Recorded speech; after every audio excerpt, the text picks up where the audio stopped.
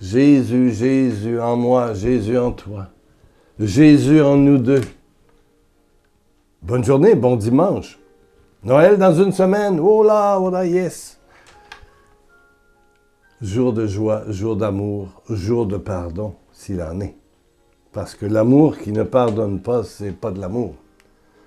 Si tu aimes, tu dis aimer ton Dieu et tu haïs ton frère, tu ne connais pas Dieu, dit la première Jean dans sa première épître. Si tu dis aimer Dieu, puis être certain de ton salut, et puis que tu salis ton frère, t'écrases ton frère, tu trahis ton frère, ta sœur, tu parles en mal, oups, oublie ça, tu ne connais pas Dieu.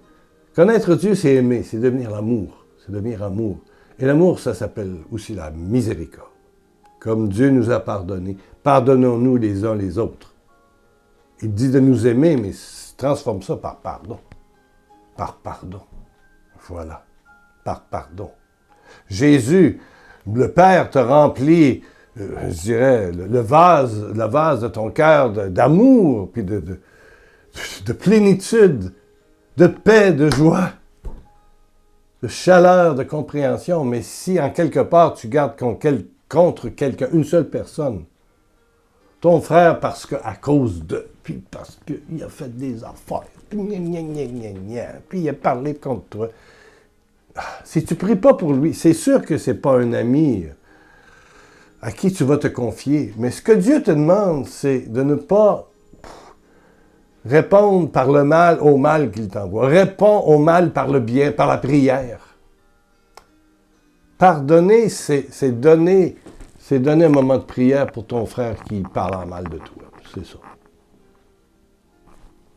C'est sûr qu'on ne peut pas changer, nous, le comportement de certaines personnes autour de nous. Mais prier pour cette personne, souhaiter du bien, la bénédiction, fait que tu es véritablement chrétien. Et c'est ce que Jésus dit. On reconnaît les vrais chrétiens parce qu'ils bénissent leur ennemi. Ils leur souhaitent du bien. Ils leur souhaitent la conversion. Mais ce n'est pas des amis, c'est encore des ennemis, mais on ne répond pas au venin par du venin, à la morsure par de la morsure, au coup par un coup, œil pour œil, dent pour dent. Tu m'as fait mal, je vais te faire mal. On répond par la bénédiction,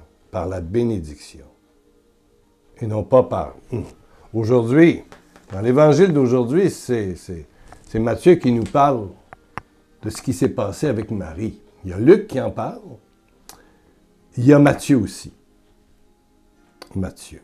En fait, il faut comprendre que c'est Matthieu 1, 18, aujourd'hui à 24. Jésus va naître d'une jeune fille vierge, Marie, accordée en mariage à Joseph. Mais voilà que Joseph apprend que Marie est enceinte et il ne veut pas la répudier publiquement pour ne pas l'accabler d'un scandale. Non. Il se refuse au scandale. Il aime Marie. Et c'est un homme juste, au cœur vrai. Voilà. Donc, il a plan de faire ça en douceur et de ne pas faire de scandale et voilà, ce qui aurait été diabolique. Et d'autant plus que Marie est enceinte par l'onction du Saint-Esprit, comme l'ange Gabriel lui avait dit. Voilà. Il manifeste cela. Le premier évangile a été écrit par Marc. Marc, c'est le secrétaire de Pierre, ou Jean-Marc. C'est le premier évangile dans les années 70. Mais Marc, quand vous lisez le début de l'évangile de Marc, vous voyez très bien qu'il part au baptême de Jésus. Jean-Baptiste, baptême de Jésus, ça c'est chapitre 1. Puis Jésus s'en va au désert pour être tenté par le diable et sa vie publique commence. Il ne parle pas de la conception par Marie de Jésus. Alors, ça c'est envers les années 70, mais tout ça circule. Et puis Matthieu, qui lui est un apôtre, un des 12, Marc ne l'était pas, mais il est secrétaire de Pierre, qui était chef, on le sait, Saint-Pierre, Simon-Pierre. Donc Matthieu, qui sait écrire, qui est ex-percepteur d'impôts, qui a des connaissances, qui a étudié, lui, il va dire, parce que là, il voit, là, depuis que Jésus les a quittés, donc ça fait une quarantaine d'années, il voit l'importance qu'a eu Marie, et il a connu Marie après la résurrection. Et il va raconter l'événement de la venue de Dieu à travers le sein de Marie pour donner Jésus. Marie porte Jésus. Pour lui, ça devient important et il doit le signifier. Et dans l'évangile de Matthieu, au tout début, il s'allonge sur le sujet. Il y a Luc aussi, on dit que Luc était très proche de Marie aussi. Mais quand tu commences, je t'invite à lire au début, là, il y a les rois mages, il y a la fuite en Égypte, les bergers, le retour d'Égypte. Après ça, c'est la prédication de Jean, qui est Jean 1, qui est l'équivalent. Il y a 2 chapitres sur l'arrivée de Jésus. Et pour lui, c'est très important de situer l'importance de Marie, parce que ça situe aussi ton importance comme la mienne. Toi, comme moi, on est appelé à porter Jésus, à recevoir l'onction chaude du Dieu très haut, comme le dit Luc. L'ange, bon, Luc le rapporte, l'ange Gabriel, la puissance du Dieu très haut viendra sur toi, et le Saint-Esprit te donnera de concevoir l'Emmanuel, donc Jésus, Dieu avec nous. Mais ce qui est important dans tout ça, je pense que Matthieu l'a saisi et le rapporte dans son évangile, c'est que toi, comme moi, on est appelé au même rôle. C'est-à-dire qu'il faut que tu sois, toi, monsieur ou madame, enceinte de Jésus. Bien sûr, ce n'est pas un enfant qui va venir dans ton ventre. Je ne sais pas où chez l'homme, peu importe. Mais Jésus va prendre corps par ton corps, comme Marie. Mais pour toi, comme pour moi, c'est une façon différente. Marie donne Jésus. Jésus va naître. C'est dimanche prochain. On se rappelle de la naissance. Dans un lieu pauvre, une crèche, sans prétention, pour le Fils de Dieu, le Roi des rois. Mais toi, tu es aussi appelé à faire naître Jésus, non pas par un bébé, qui sera le Fils de Dieu, mais par un geste d'amour, un geste de miséricorde. Tu continues l'aventure de Marie, oui, l'aventure mariale, de donner Jésus. Comme je vous ai aimé, aimez-vous les uns les autres. Donc, ton acte d'amour, le temps que tu prends avec quelqu'un, que ce soit par un téléphone, une petite lettre, un courriel, peu importe, une rencontre, un petit cadeau, une pensée, un verre d'eau. C'est pas beaucoup. Mais donner un verre d'eau en regardant quelqu'un dans les yeux pour dire « T'es mon ami. T'es mon ami. T'as une valeur inestimable pour moi. » Wow! J'ai reçu ce matin, justement, quelqu'un qui est à La Réunion et qui me disait « Tu es quelqu'un d'exceptionnel et de merveilleux. » J'ai dit « Ouh! » Ma réponse est « Oh non, je suis rien. » Mais en quelque part, quelqu'un qui te dit que tu es l'œuvre de Dieu, ça réveille des belles choses. C'est sûr que l'orgueil en prend un coup, ou je sais pas quoi, on se sent toujours indigne. Mais c'est quelques mots, hein, c'est 10-12 mots, m'ont donné du soleil toute la journée. Et c'est encore vrai maintenant. Tu es une créature merveilleuse. Wow! Ben ça, c'est Noël dans le cœur de l'autre, puis dans ton cœur aussi. Comprends-tu? C'est prendre ta petite fille, la serrer fort dans tes bras, puis dire « Ah, grand-maman t'aime, mon Dieu, t'es une merveille, t'es un cadeau de Dieu. » Et puis ton grand garçon de 27 ans, il vit avec une fille qui a eu un enfant, qui n'est pas encore marié, puis l'enfant n'est pas encore baptisé, puis t'as de la misère. Puis tu profites des rassemblements des fêtes, du rapprochement des fêtes aussi. On se rapproche dans le temps des fêtes. Pour lui dire, tu sais mon grand, tu es un beau cadeau de Dieu dans ma vie.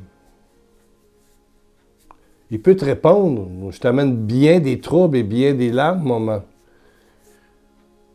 Oui, mais c'est parce que je t'aime que des fois, il y a des choses qui pourraient être différentes, mais qui pourront changer.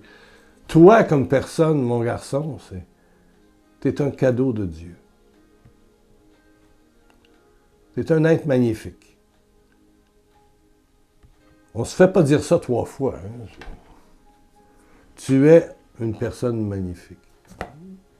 Malgré... Parce que l'autre, il va s'accuser après ça. Mais dire à l'autre la beauté qu'il est, la grandeur, c'est continuer, je dirais, la nativité du Christ en faisant vivre le Christ partout dans nos gestes, nos paroles, nos regards. Nos regards, des regards doux, des regards de bonté, de tendresse. Et ça, sans avoir d'arrière-pensée, c'est gratuit. Et voilà ce que je pense aujourd'hui, l'Évangile veut nous dire, à travers Marie qui accepte l'effusion de l'Esprit et qui va donner naissance à Jésus. Alors toi, accepte l'Esprit qui veut aujourd'hui se manifester, maintenant. Et il te reste une semaine d'ici Noël pour poser des actes d'amour, pour vivre, je dirais, une forme de grossesse spirituelle, pour faire naître Jésus. Donc Noël deviendra le signifiant de tes gestes d'amour, l'aboutissement de tes gestes d'amour. J'aimerais tellement ça que tu viennes avec ta copine, ou ton copain, il est peut-être gay, voilà. Peut-être avec ton enfant ou l'enfant de ta copine ou ton copain. Ou...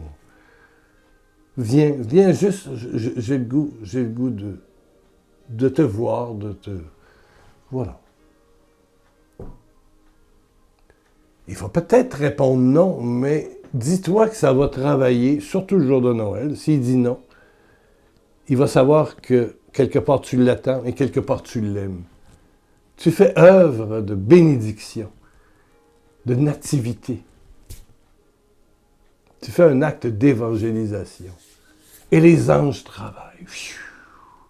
La bénédiction, le miracle de l'amour et de la miséricorde, du pardon inconditionnel de Dieu. Wow!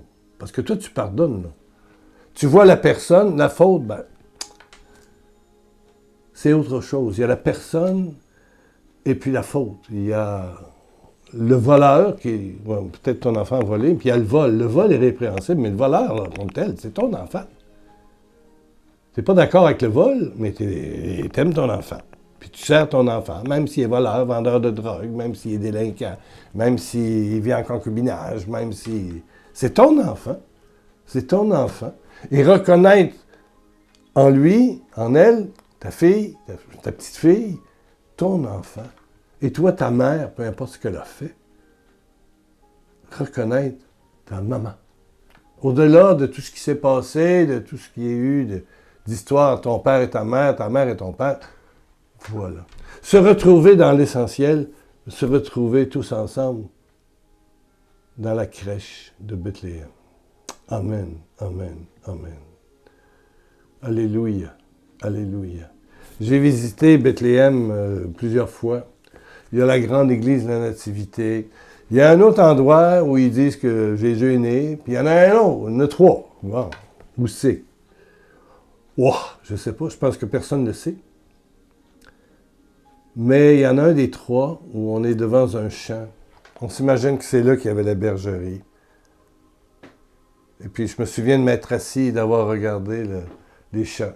Il y avait des moutons.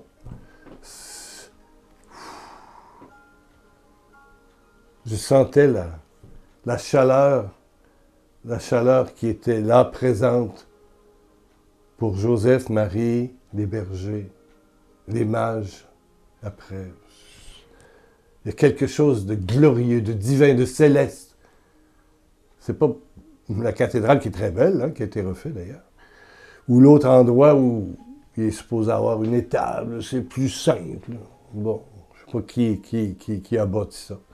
Puis il y a une troisième que j'ai visitée qui paye pas de mine, qui est pas très, très jolie, mais qui est très intense par sa simplicité et par ses chants. Je ne sais pas, Ben, ça peut être chez toi. C'est toi en Belgique, c'est toi au Luxembourg, en Suisse, à Paris, à Marseille, à Toulouse, à Abidjan, au Burkina Faso, au Bénin, au Congo, au Cameroun. Ben oui, en Guadeloupe, en Martinique, oui, oui, oui, puis à Maurice, puis à La Réunion, oui. Partout, partout, que Jésus naisse par toi. Partout, partout, partout, partout. Ça naisse. Baisse ta tête, ferme tes yeux. Ô Père éternel, je prie pour mon ami qui écoute. Père, Dieu très haut, tout-puissant, que l'ombre de ton Esprit Saint, que la puissance de ton Esprit, la toute-puissance, chaude, glorieuse, de ton Esprit vienne, passe à travers cette caméra pour se rendre là où mon ami écoute. Ça peut être au Sénégal. Alléluia. Ça peut être au Maroc.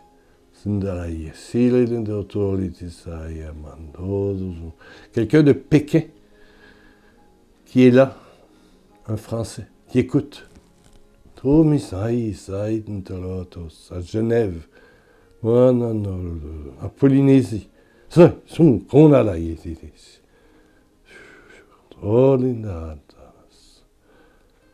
Alléluia, Père. Aux États-Unis. Oui, tu te reconnais. Oh, reçois cette brume, cette ombre, cette Shekinah Elohim sur toi. Maintenant, Père, je te rends toute la gloire. Merci, merci, merci. Et les chaînes du mal, de la rancœur, de la vengeance, sont cassées. Au nom de Jésus-Christ, glorieux, tout-puissant, ressuscité. Amen, amen, amen. Alléluia. Ben, reviens mardi, je serai là. Oui, oui. Pour l'instant, les petits effets de la COVID s'en vont, mais il en reste encore dans la gorge. Ben oui, ça dure longtemps, les effets de la COVID. Oui, c'est ça. Mais il n'y a pas de fièvre. On tient le coup. Amen. Gros bisous de Jésus. De Jésus. Pas de moi, de Jésus, de Jésus.